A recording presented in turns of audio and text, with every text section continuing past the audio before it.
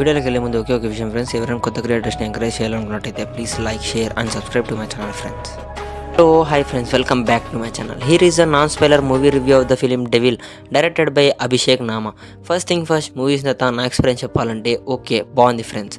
ఎందుకనంటే ముందు రివ్యూస్ అన్నీ కూడా నేను చూసేసాను. ఒకతనైతే ఒక టమాటో, ఇంకొకతనైతే 2.5, ఇంకొకతనైతే 2, ఇంకొకతనైతే 1 అంట.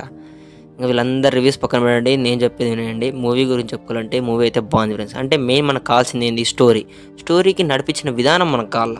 స్టోరీ సూపర్తో ఉంది, మంచి ట్విస్ట్ టర్న్స్ బాగుంటాయి కాబట్టి చూడొచ్చు.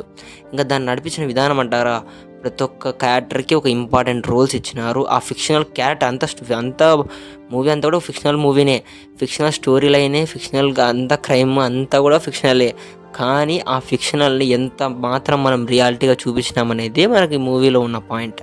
ఇంకా మూవీలో పాయింట్ గురించి మాకున్నట్టయితే ఫస్ట్ వచ్చి ఒక హత్య జరుగుతుంది, దానికి ఇన్వెస్టిగేషన్ చేసినట్టు మాత్రం మన హీరో వస్తాడు. కానీ అక్కడ కొంచెం స్టోరీ జరుగుతూ ఉంటుంది, ఇన్వెస్టిగేషన్ పార్ట్ అంతా. కానీ అది కాదు స్టోరీ ఇది అని చెప్పి మనకి ఇంటర్వెల్ బ్లాంక్ కార్డ్ వస్తుంది, అది బాగా అనిపిస్తుంది. ఇంకా సెకండ్ హాఫ్ గురించి మాట్లాడుకున్నట్టయితే సెకండ్ హాఫ్ కూడా చాలా బాగుంది, చూడొచ్చు. 2-3 ట్విస్ట్లు అయితే మనం ఎక్స్పెక్ట్ చేయం ఆ ట్విస్ట్ వస్తాయని, అంత బాగుంది. ఇంకా ఒక ట్విస్ట్ అయితే మనం ఎక్స్పెక్ట్ చేసేస్తామంటే మనం ముందే దాన్ని అది ఈ ట్విస్ట్ ఉంటుందేమో అని మనం అప్పుడే అనుకుంటాం. ఇంకా మెయిన్ 2 పార్ట్లు ఉన్నాయి. ఒక పార్ట్ అయితే డీసెంట్ బాగానే ఉంది, ఇంకొక పార్ట్ ఐటమ్ పాట పెట్టినారు. ఆ ఐటమ్ పార్ట్ ఎట్లుందంటే, అంటే మూవీ స్టోరీ అంతా కూడా 1945లో రన్ అవుతూ ఉంటుంది. కానీ మనకి ఐటమ్ పార్ట్ క్రియేట్ చేసిన సిచ్యువేషన్, వాళ్ళు వేసుకున్న డ్యాన్స్ వాళ్ళు వేసుకున్న క్లాత్స్ అయినా, వాళ్ళు వేసుకున్న క్రియేట్ చేసిన సిచ్యువేషన్ అయినా అంతా కూడా మనకి ఇప్పుడు జనరేషన్లో ఎట్లా చూపిస్తే ఎట్లుంటుందో అట్లా చూపించినారనమాట. ఇంకా అదొక్కటి మైనస్, అదొక్కటి పక్కన తీసేస్తే హీరో హీరోయిన్ క్యారెక్టరైజేషన్, వాళ్ళ పర్ఫార్మెన్సెస్ కూడా ఓకే బాగానే ఉన్నాయి.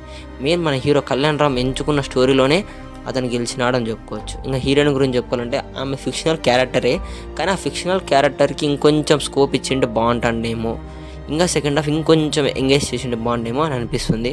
ఇంకా ఈ మూవీకి నేను ఇచ్చే రేటింగ్ అయితే 2.85 ఇస్తాను ఫ్రెండ్స్ 5కి. ఇంక ఇది ఫ్రెండ్స్ పరిస్థితి. ఇంకా మళ్ళీ కొత్త రివ్యూతో మళ్ళీ ముందరకు వస్తాను. అంతవరకు బాయ్ ఫ్రెండ్స్.